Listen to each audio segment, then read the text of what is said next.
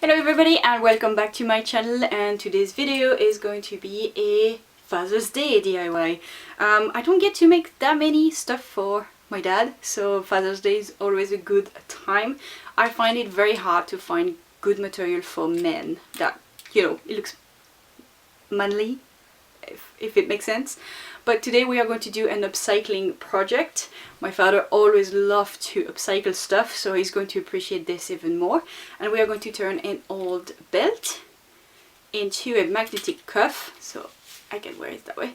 And it's magnetic, so if he's doing any DIY, he's not going to lose any of the nails or bolts or screws that he's using for his project. It's going to be right there for him. So it's something that I know he's going to have a lot of use of, and I thought maybe your dad is the same, so why not sharing it with you.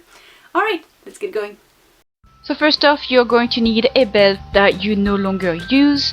I'm going to use one out of canvas material just because it's going to be the easiest to sew. So first we need to trim off that belt, and I kept the end of the belt with 3 sets of eyelets just for the closure. And on the other piece you can see me there cutting at the 8 inches mark, but actually I ended up cutting at the 7 inches mark. The best way to do it is just to measure the wrist of your dad and see what measurements fits him best.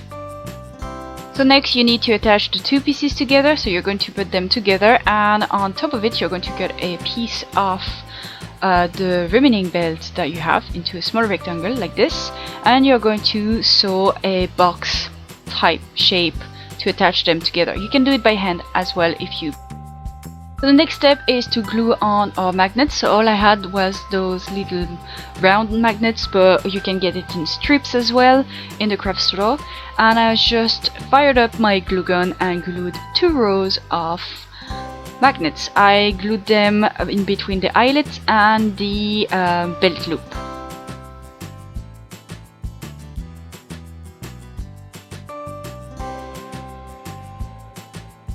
So the next step is optional. You will need a piece of fabric of your choice. It needs to be long enough to cover the magnets, and it needs to be wide enough to cover the entire belt.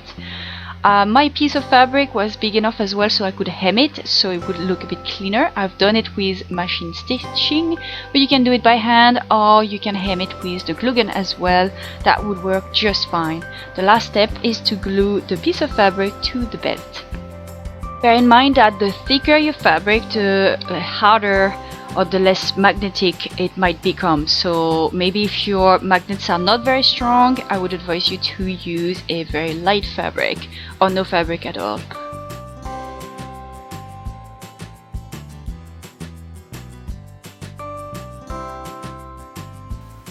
Alright guys, I hope you enjoyed this tutorial and that you found it helpful. If you did, why not giving it a thumbs up, and if you're not already, you can subscribe for more, and I'll see you in the next video. Bye!